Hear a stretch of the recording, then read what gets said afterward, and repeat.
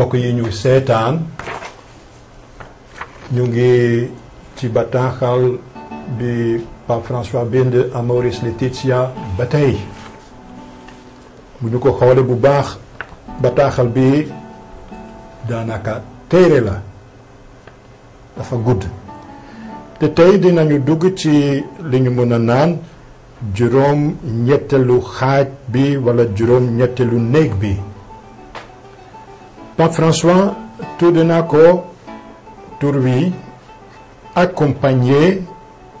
discerner et intégrer la fragilité dina ko jéem a sotti naan gunge ràññee teral ak nangu néew doole gi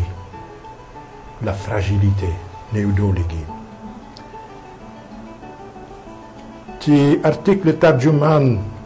bi nee na ma wax ko ci tubaab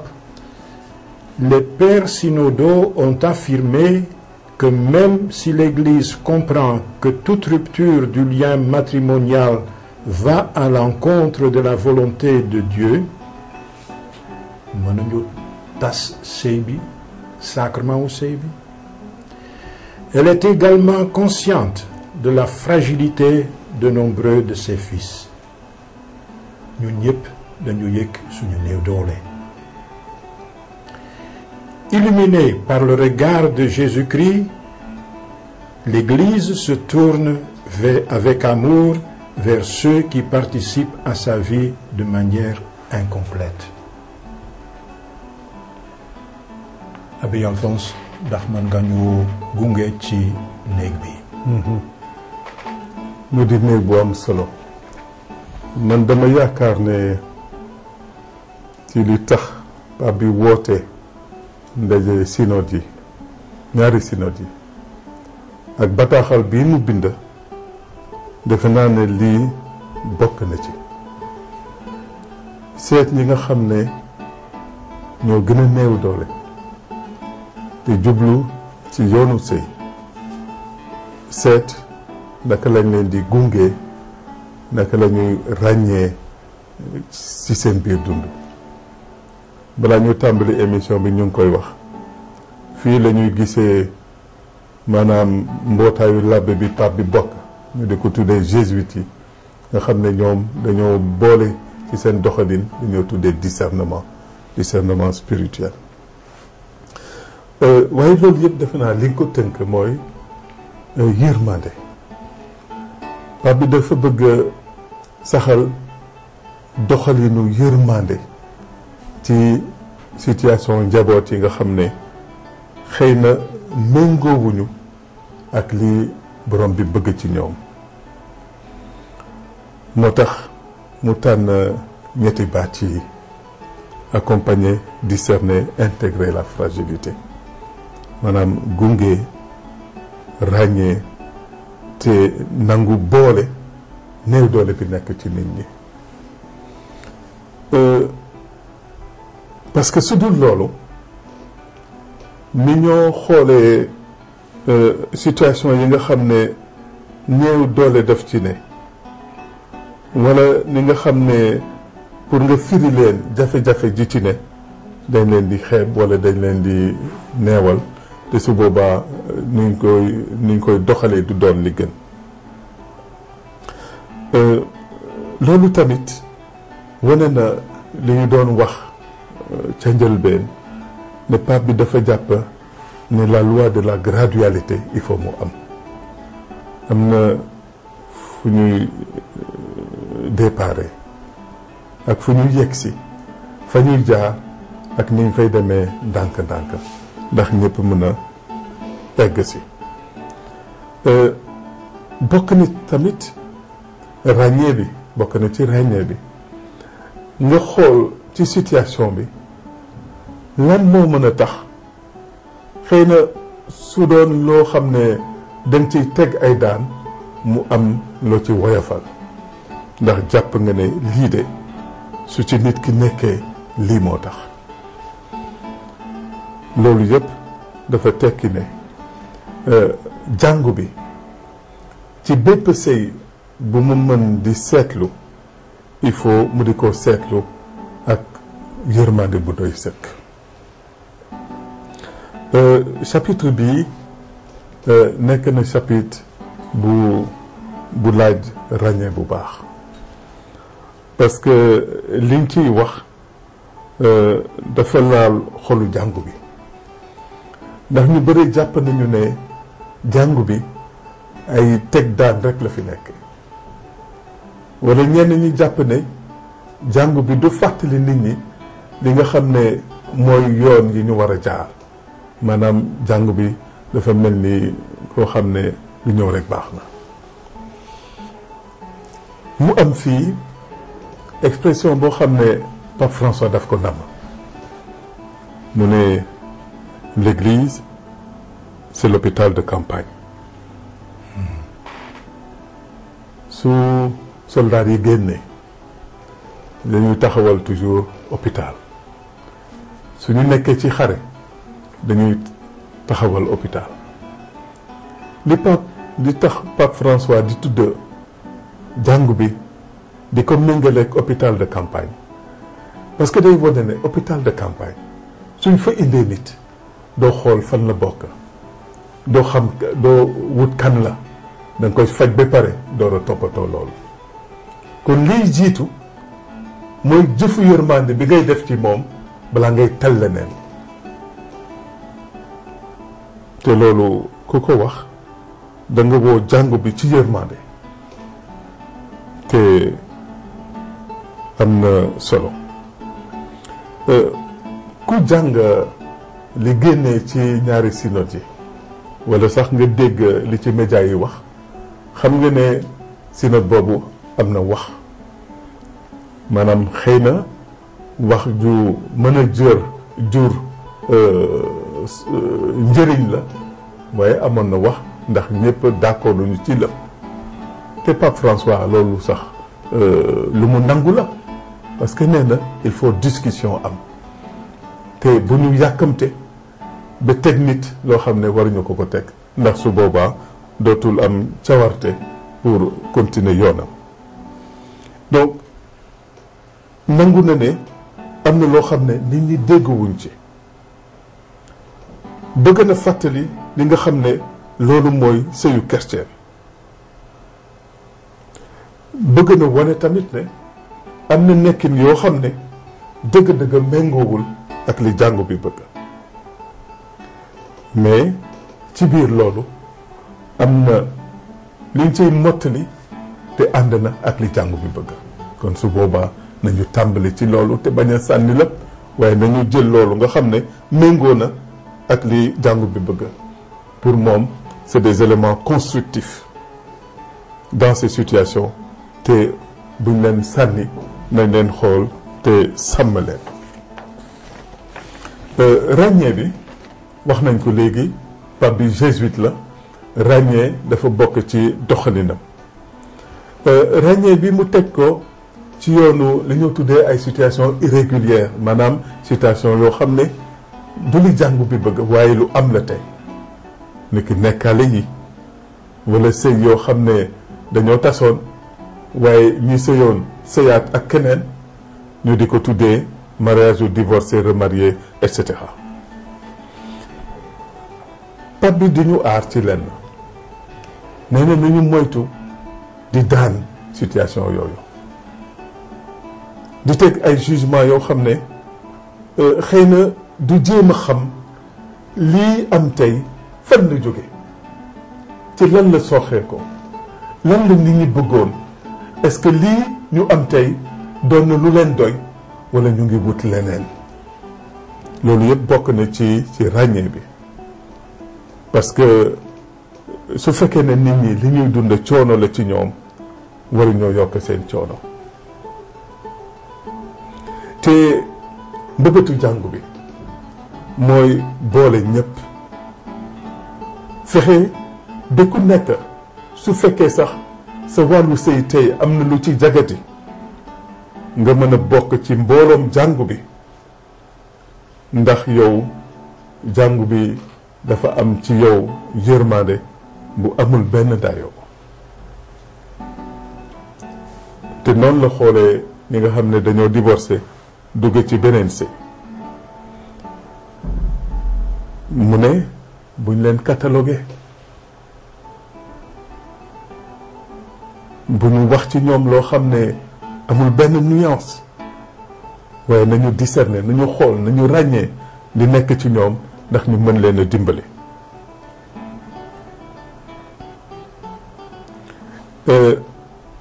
am na catégorie boo xam ne ñu leen tuddee divorcé remarié ci mairie la ñoo sëy waaye mënuñu am mariage ci église mu ne ñooñu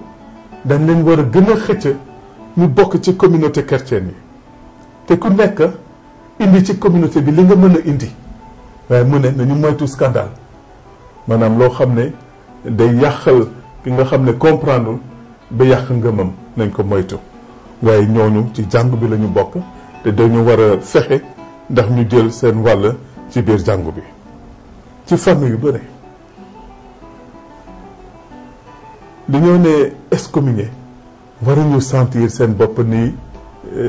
des excommuniés parce que excommunié mooy ki nga xam ne bokkatoo ci communion bi c'est vrai suñu demee église mënuñu communier waaye nañ leen boole suñu biir ndax suñu biir la ñu bokk suñu biir la ñu bokk te su fekkee ne ñun ñëpp ñi bokk ci jàngu bi suñu teewaay day dundal jàngu bi ñoom itam seen teewaay day dundal jàngu bi te dañoo doon ay borom njaboot amay doom di yar seen doom ñu war leen a gunge ndax loolu nga xam ne sas la ci seen doom ñu mën ko mottali. Pape bi daal li mu bëgg mooy li nga xam ne dafa wuute ci situation famille yi ñu nangu koo xool te bañ a jël rek benn yoon teg ko ñëpp ndax su boobaa day bëri ñoo nga xam ne dootuñ leen mën a boole.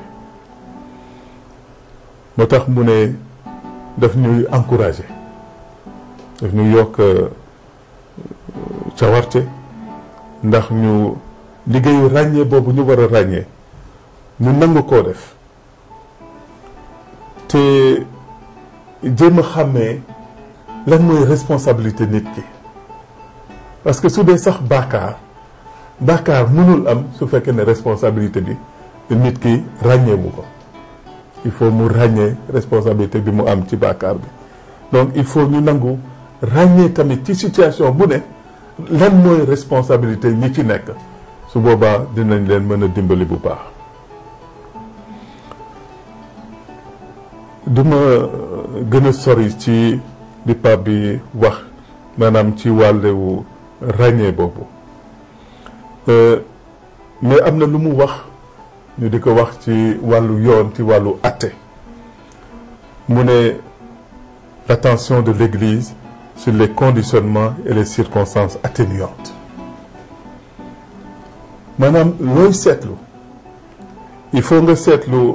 fi nga xam ne loolu moo tax mu am ak ni mu amee loolu dina la mën a dimbale ci li ngay wut a ràññee te responsabilité bi nit ki di am ci li muy jëf loolu tamit am na solo pour ñu ban leen a teg loo xam ne dafa ànd ak ku ne maanaam c'est des normes générales loolu yëpp pour jeexale fi ma tàmbalee wàll bi Pape bi li mu ci bëgg a wax mooy yërmande bi war a am ci biir jàngu bi ak ci doxalinu jàngu bi la logique de la miséricorde pastorale pour éviter des malentendus ndax situation yu exceptionnelle yi dañ leen war a xóotal ràññee leen xam li ci ne te xam itam li yàlla li borom bi Yeesu di may ñi nga xam ne ñoo nekk ci situation boobu parce que wax nañ ko ci waxtaan yi yàlla bàyyiwul kenn ba Pape bi di tàmbali bataaxal bi tibbee ko ci téere yu sell yi li mu bëgg a wone mooy njaboot yi nga xam ne dañoo méngoo ak li yàlla bëgg ak ñu nekk ci jafe-jafe yàlla daf leen di gunge ñëw ñëpp di leen gunge baatam ndax bàyyiwul kenn ku nekk bëgg na la yóbbu fa ngay amee yaakaar. su ma ñëwee léegi ci ñun chrétienu Sénégal woote bi pape bi woote dafa di lu ma laal man ci sama bopp te defe naa dina laal ñu bëri ñi mel ni man di ñu woo ci ràññee lu bëri ci jàngu bi te bañ a jël ay nit ci seen wàllu sëy taxañ leen rek sànni leen fële mel ni bokkatuñu waaye lu nekk dañ ko war a ràññee di koy ràññee yërmande bu doy ndax mën a gunge ñooñu te bañ leen a sànni bañ leen a bàyyi ci yoon wi. ñi xam croix wu Pape François ma firi leen tuuti croix bi muy sol. croix bi muy sol Yeesu daf ko jiite ni ki sàmmkat yore xar bi ci mbaggam yi xar yi topp ko mu di dox. sàmmkat bu baax boobu du bàyyi benn xar bu ko toppul ndax su demee ba ci kanam te gisul ñenn ñi dina bàyyi bi mu yore ci mbaggam yi dem wuti yi des ci gannaaw ba mu boolee gétt gi yëpp ñu ànd. defe naa loolu lañu Pape François jàngal ci chapitre bii te mu doon loo xam ne ñun labbe yi nga xam ne ñoo jiite ñoo war a gunge ñoo war a ràññee ñoo war a xool li néew doole ci nit ñi loolu war ñu ko mën a fàtte. jërëjëf Abbé Alphonse wax dëgg yàlla Pape François dafa ñu jàngal yërmande ci bépp fànn rawatina ci xaaj bi ñu seeti tey ci émission bi jërëjëf Abbé Alphonse. Heureux qui règle ses pas sur la parole de Dieu.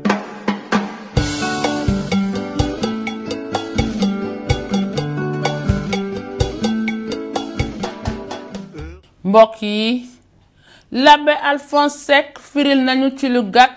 juróom-ñetteelu xaaj bi ci bataaxal bi ñu Pape François yónnee di Amoris Laetitia mbégteem cofeel gi. turu xaaj boobu moo di accompagner, discerner et intégrer la fragilité.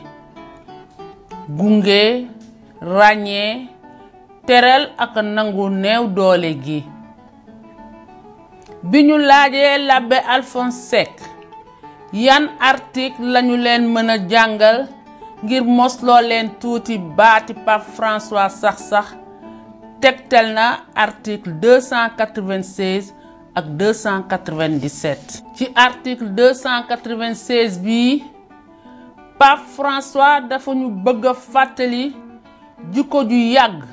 dale ko concile Yerusalem sax te Yeesu won ñu ko maanaam jikko ju ñu war a wéy a feeñal ci anam yu lëj te jafe-jafe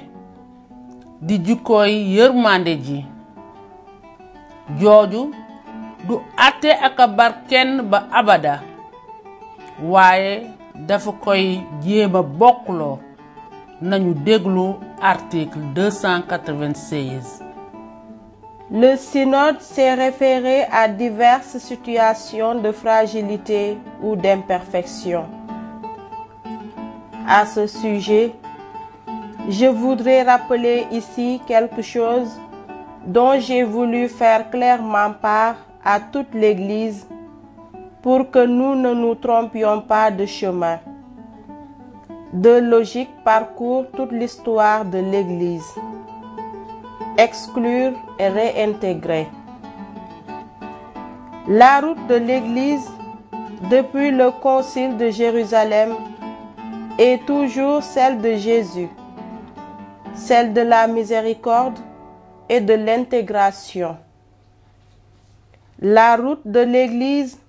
est celle de ne condamner personne éternellement,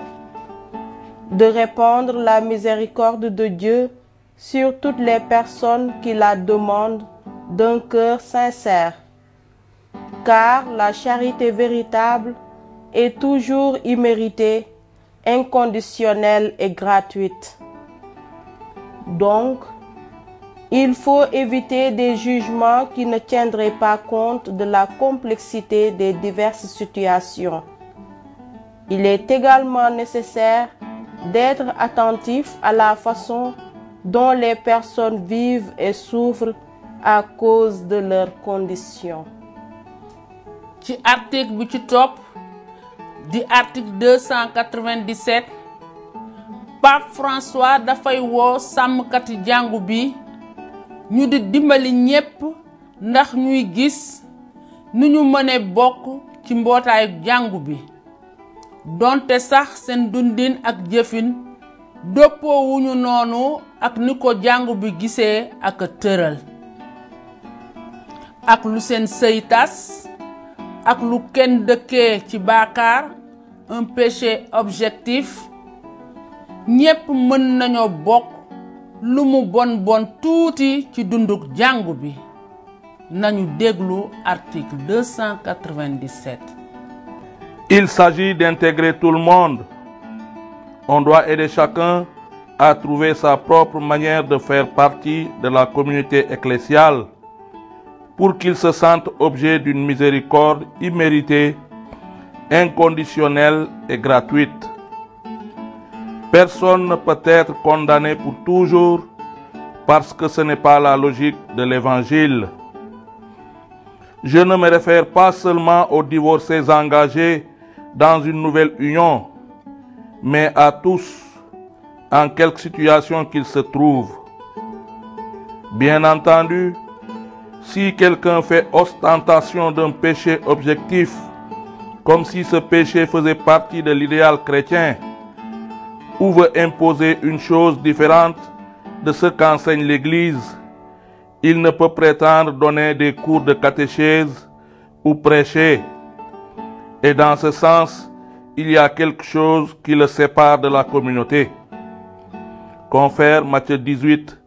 verset 17. Il faut réécouter l'annonce de l'Évangile et l'invitation à la conversion.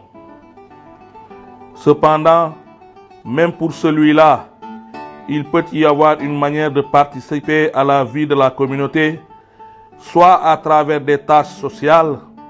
des réunions de prière, ou de la manière que, de sa propre initiative, il suggère, en accord avec le discernement du pasteur. En ce qui concerne la façon de traiter les diverses situations dites irrégulières, les pères synodaux ont atteint un consensus général que je soutiens. Dans l'optique d'une approche pastorale envers les personnes qui ont contracté un mariage civil, qui sont divorcées et remariées, ou qui vivent simplement en concubinage, il revient à l'Église de leur révéler la divine pédagogie de la grâce dans leur vie et de les aider à parvenir à la plénitude du plan de Dieu sur eux, toujours possible avec la force de l'Esprit Saint.